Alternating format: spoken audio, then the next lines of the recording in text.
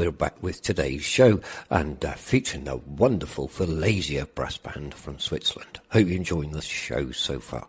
Very technical indeed. Well, next we've got a trombone solo featuring Lionel Fumeau. And he won the Sion Solo Contest in Switzerland in 2015. And he's performing here Bertrand Morin's original work, Concertino in Blue.